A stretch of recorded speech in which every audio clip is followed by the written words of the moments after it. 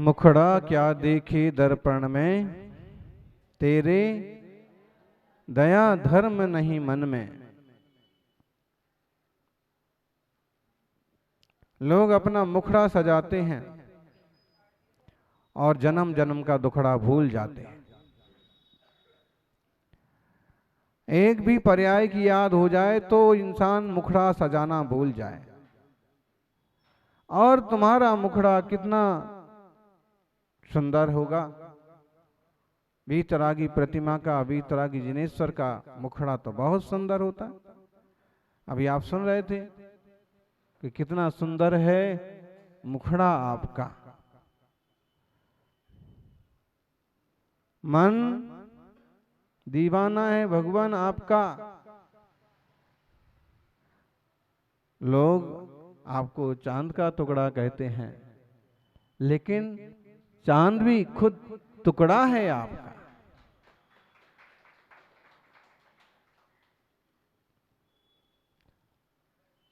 जिस चंद्रमा को पकड़ने की अलग पानी बिलोता है और उसके पकड़ में नहीं आता है, वो परिकल्पना की है मानतुंग स्वामी ने कि मैं भी आपके गुण रूपी चंद्रमा को पकड़ने की कोशिश कर रहा। और फिर उन्होंने ये भी कह दिया कि मैं जरूर करूंगा भक्ति। तो जैसे कि हिरणी का उदाहरण दिया कि हिरणी किसी भी सूरत में शेर का सामना नहीं कर सकती, किसी भी तरह से शेर से नहीं जीत सकती है, फिर भी अपने बच्चे की रक्षा के लिए वो शेर से भी मुकाबला करने को तैयार होती है। उसी प्रकार से मैं अपने भक्ति भाव की रक्षा करने के लिए, आपकी स्तुति करने के लिए तैयार हूं। लघुता के साथ विनम्रता और विनम्रता के साथ दृढ़ता बहुत बड़ा गुण है। आचार्य मानतुंग स्वामी भक्तामर के 6वें काव्य में कहते हैं, अल्पश्रुतं श्रुतवतां परिहास धाम त्वद्भक्तिरेव मुखरी कुरुते बलान् माम्। यत्को किलः किल्मधौ मधुरं विरौति तच्चाम्रचारु कलिकानिक रय का हेतु। तच्चाम्रचारु कलिका निकरई का हेतु। अल्पश्रुतम, अपनी अल्पज्ञता का भान भी होना चाहिए। जो लघु बन के रहते हैं वो प्रभु बनते हैं। जो पहले ही से प्रभु हों वो क्या बनेंगे। लघुता से प्रभुता मिले, प्रभुता से प्रभु दूर। चींटी ले सककर चली, हाथी के सिर धूर। लघुता से प्रभुता मिलती है। जो लघु बन के रहते हैं, विनम्र बन के रहते हैं, वो महान बनते हैं। और जो प्रभु बन के रहते हैं, बोलते ना, बेटा बन के सबने खाया, बाप बन के किसी ने नहीं। उसके बाप बनने की कोशिश करोगे तो ये बात सब जगह लगा होते हैं। साधु अगर शालीनता से आहार चर्या करेगा ना तो आखिरी तक उसको यथायोग्य वस्तुएं सब मिल जाएंगी। लेकिन ज्यादा उछल कूद कर रहा होगा तो चौके वाले भी जैसे तैसे उसको निपटाने के उसमें रहेंगे कि आज आ गए जैसे तैसे, और खुद परेशान हो जाते, तंग आ जाते हैं कि कितना हूं करते हैं, कितना हाँ करते हैं। और अगर आप शालीन हैं, शांत हैं, तो धीरे धीरे धीरे 2-4-5 मिनट में सब चीजें सेटल हो जाती हैं।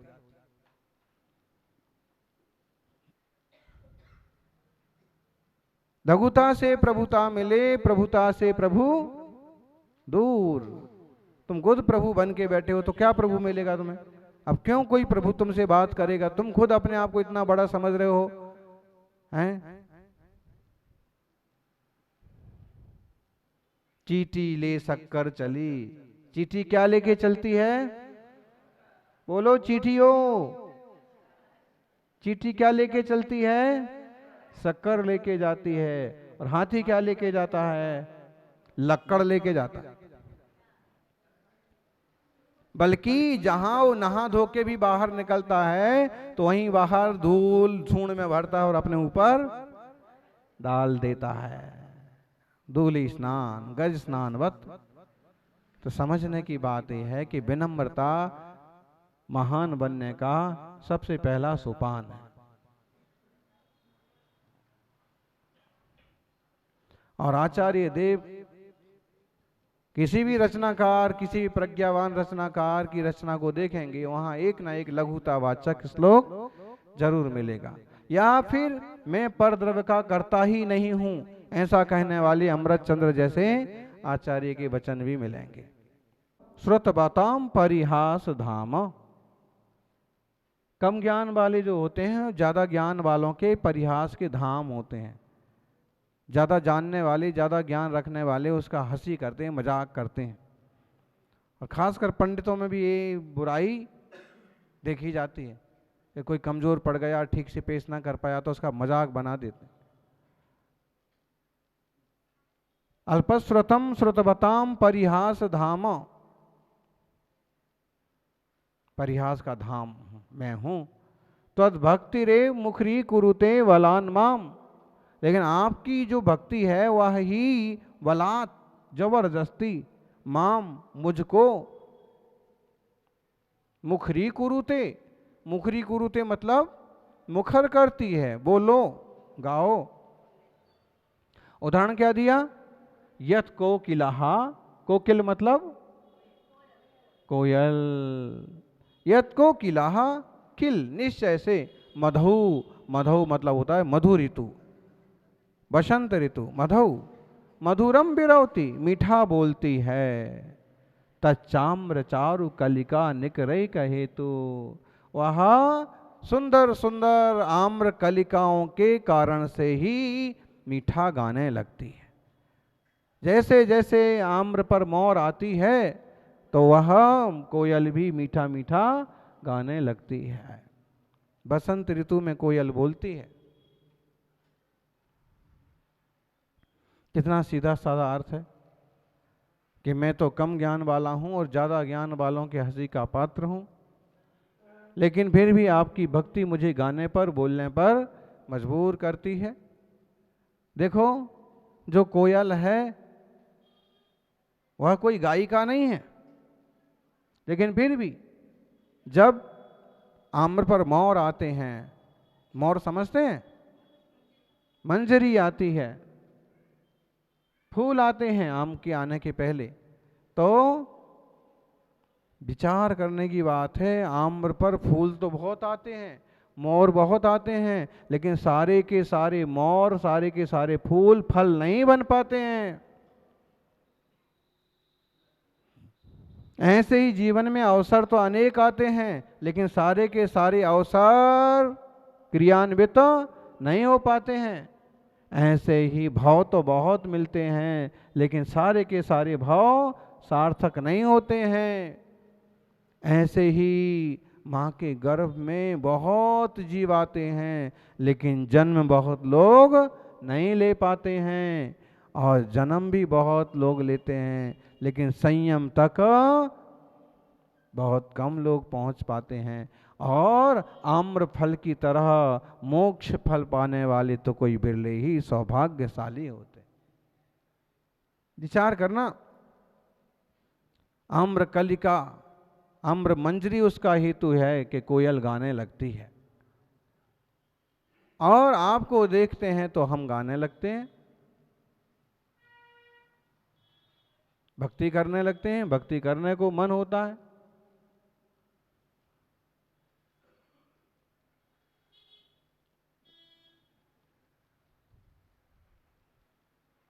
सौभाग्यशालियों,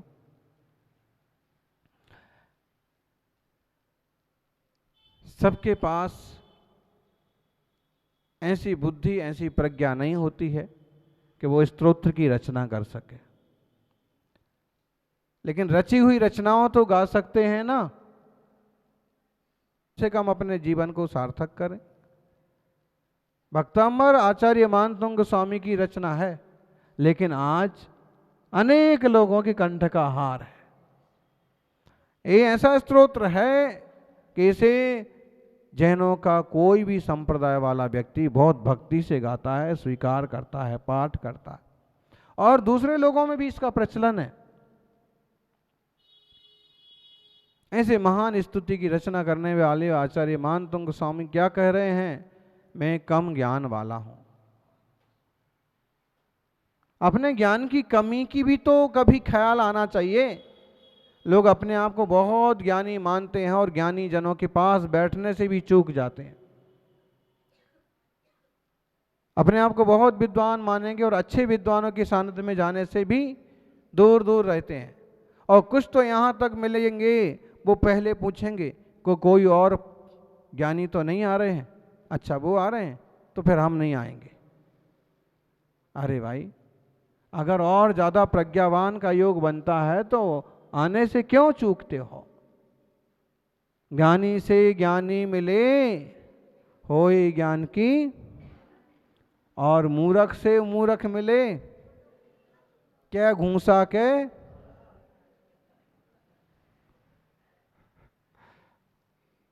अब विचार करो आप, ज्ञानी से ज्ञानी मिलेगा तो क्या होगा, और अगर मूर्ख से मूर्ख मिल गया तो क्या होगा?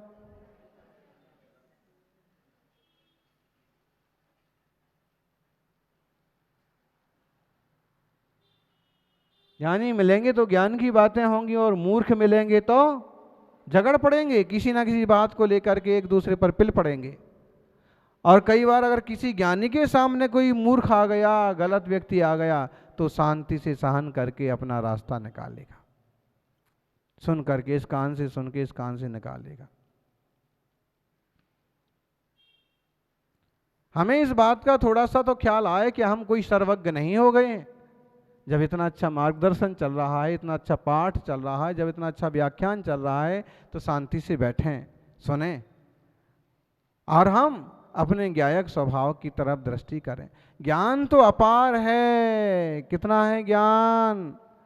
आदाणान पमाणम दानम णेय पमाण मुद्दिठम णेयम लोया लोयम तम्मा नाणम कुसब्ब गयम तम्मा आदा कुसब्ब गतम। बोले जितना बड़ा ज्ञेय है उतना बड़ा ज्ञान है। ऐसा कहते हैं कि सर्वज्ञ भगवान के ज्ञान के एक अविभाग प्रतिच्छेद में वो सामर्थ्य है कि सारे लोकालोक को जाने, और ऐसे लोकालोक और भी हों तो उन्हें भी जान ले। ज्ञान की ऐसी सामर्थ्य है, ज्ञान की वह सामर्थ्य है। और विराग बलवान भोगे पे बंधदा नहीं, ज्यों विष वैद्य महान। ज्ञान की अद्भुत सामर्थ्य है। ऐसे अद्भुत ज्ञान स्वभाव की दृष्टि करें।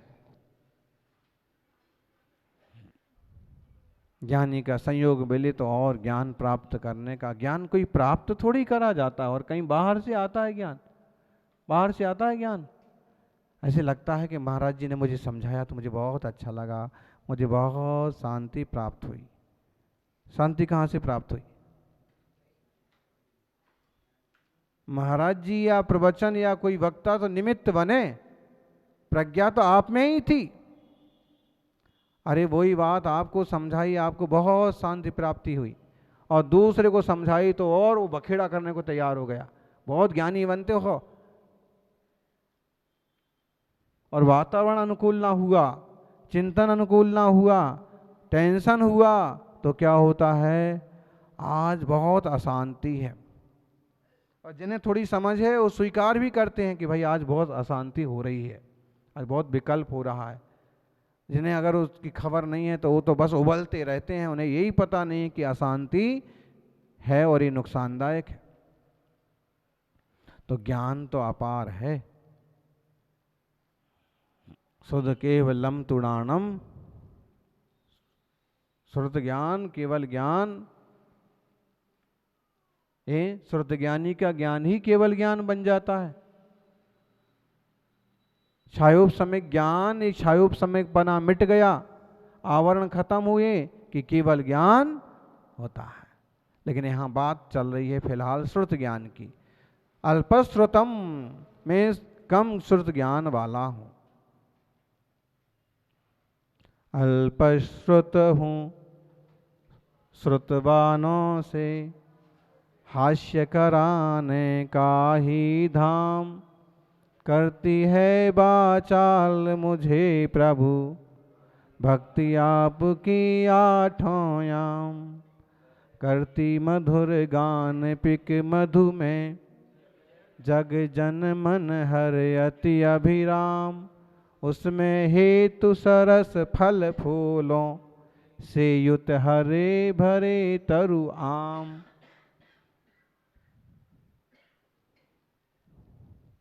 अल्पश्रुत हूँ फिर भी आपकी भक्ति बोलने को मजबूर करती है।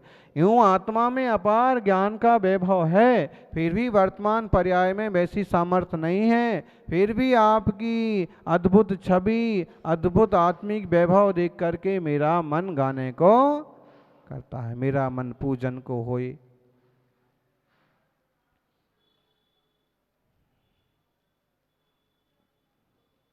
ऐसे कहते हैं कि अपार है प्रमेय,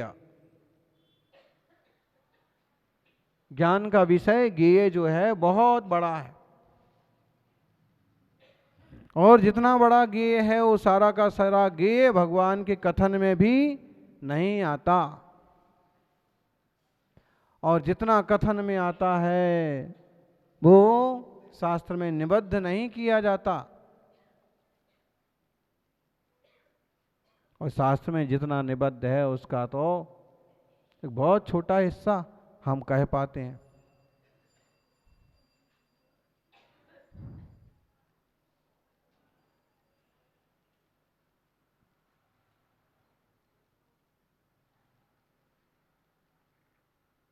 ऐसे अपार ज्ञान की धनी अरहंत हैं, सिद्ध हैं, और ऐसा ही हमारा स्वभाव है। इस स्वभाव की समझ करें, दृष्टि करें और निज स्वरूप को पाने का पुरुषार्थ करें।